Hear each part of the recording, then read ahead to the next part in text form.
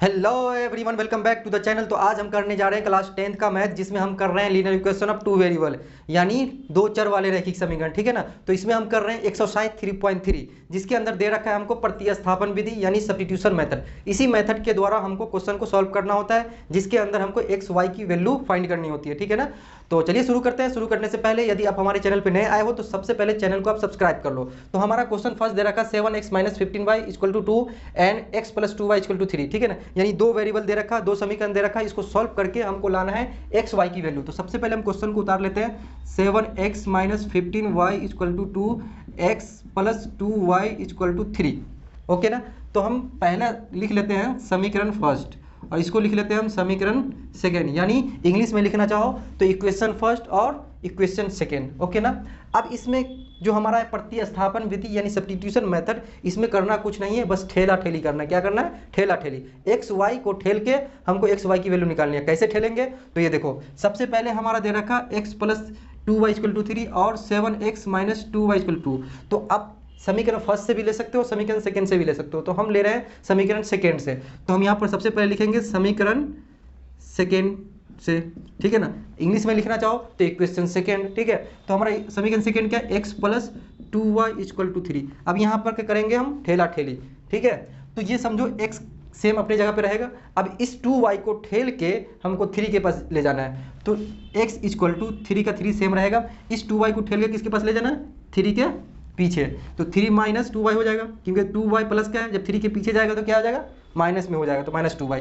तो ये आपका x का वैल्यू आ गया, x का वैल्यू 3 - 2y। ठीक है। तो यहाँ पे आप लिख सकते हो समीकरण 3। अब ये जो x की वैल्यू आई है ना, ये अभी प्रॉपर वैल्यू नहीं आई है। ठीक है।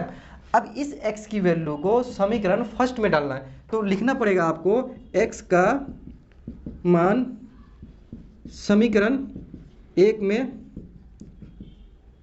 डालने पर। ठीक है। अब समीकरण फर्स्ट उतारेंगे हम। 7x - 15y = 2। अब जहाँ पे x दिखेगा वहाँ पे क्या डालेंगे? 3 - 2y। तो x यहाँ है तो 7 3 - 2y ब्रैकेट के अंदर लिखेंगे, -15y का 15 सेम रखेंगे, 2 का 2 सेम रखेंगे।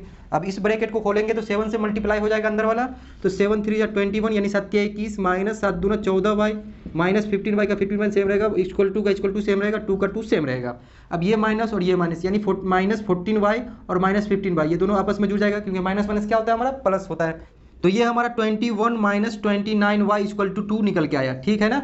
अब -29y को अपनी जगह पे सेम रखेंगे, -29y। अब इस 21 को ठेल के 2 के पास ले जाना है। ठीक है। यानी 2 के पीछे चला जाएगा। तो जब 21 2 के पास जाएगा तो माइनस का हो जाएगा 21। अब यहाँ पे लिख लेते हैं -29y = अब 2 में से 21 माइनस होगा तो हमारा 19 माइनस का आएगा, क्योंकि छोटा प्लस का है, बड़ा माइनस का है। तो ये माइनस से ये माइनस कैंसिल, 29y = 19। तो y = 19/29। ये हमारा y की वैल्यू आ गई। ओके। अब इस y की वैल्यू को हमको समीकरण 3 में डालना है। तो आपको लिखना पड़ेगा y का मान समीकरण 3 में डालने पर। ओके ना। तो सबसे पहले हम उतारेंगे समीकरण 3। तो x = 3 - 2y। ओके ना। अब जहाँ पे आपको y दिखेगा वहाँ पे क्या डालना है? 19/29। तो x = 3 - 2 × 19/29। अब इसको सॉल्व करेंगे तो हमारा निकल के आएगा 3 - 19 दूना 38/29।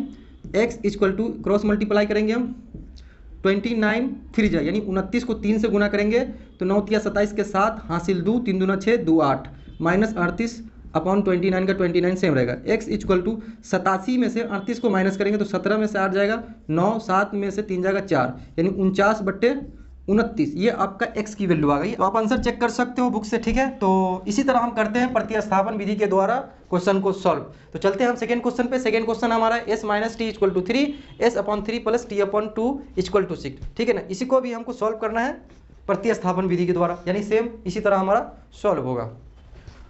हमारा सेकंड क्वेश्चन है s - t = 3, s/3 + t/2 = 6। Okay ना। तो ये तो हमारा समीकरण फर्स्ट हो गया। क्लियर। अब ये हमारा समीकरण सेकेंड s/3 + t/2 = 6 है। तो हम अभी इसको समीकरण सेकेंड यानी इक्वेशन सेकेंड नहीं मानेंगे, पहले इसको सॉल्व करके इस बट्टा को हटाना है, यानी अपॉन को हटा के इस फॉर्म में लाना है, समीकरण इक्वेशन फर्स्ट वाले फॉर्म में लाना है, तब हम मानेंगे समीकरण सेकेंड। ठीक है, तो हमारा ये क्या दे रखा, s/t दे रखा ना, और t/2 दे रखा। ओके, तो इसको क्रॉस मल्टीप्लाई में सॉल्व करेंगे। s को 2 से मल्टीप्लाई करेंगे तो 2s होगा, प्लस t को 3 से मल्टीप्लाई करेंगे 3t होगा, और नीचे वाले को नीचे से मल्टीप्लाई करेंगे 3 × 2 = 6 = 6। अब इसके नीचे 1 डाल देंगे, क्रॉस मल्टीप्लाई कर देंगे, तो 2s + 3t को 1 से मल्टीप्लाई करेंगे तो 2s + 3t = 6 × 36। ये हमारा इस फॉर्म में आ गया ना, समीकरण फर्स्ट वाले फॉर्म में। तो ये अब हम मान लेंगे समीकरण सेकेंड। ओके, अब इसमें हमको क्या लाना है, s और t की वैल्यू हमको फाइंड करनी है। ओके, कैसे करेंगे, तो सबसे पहले आपको करना है, हम समीकरण फर्स्ट से लेते हैं, लिख सकते हैं हम समीकरण फर्स्ट से। तो समीकरण फर्स्ट क्या है, s - t = 3। s को हम यहाँ पे सेम रखेंगे और t को 3 के पास ले जाएंगे तो 3 + t हो जाएगा, क्योंकि माइनस का t था, जब 3 के पास गया तो प्लस का हो गया। तो ये हमारा निकल के आ गया s = 3 + t। इसको लिख सकते हैं हम समीकरण 3। अब यहाँ पे s की वैल्यू जो आई है 3 + t, इसको समीकरण सेकेंड में डालना है। तो यहाँ पे सबसे पहले आपको लिखना पड़ेगा s का मान समीकरण 2 में डालने पर। सारे क्वेश्चन हमारे प्रतिस्थापन विधि यानी सब्स्टिट्यूशन मेथड इसी के बेस पे होगा। ठीक है ना, इसी में यानी इसी तरह हमारा सब प्रतिस्थापन विधि होता है।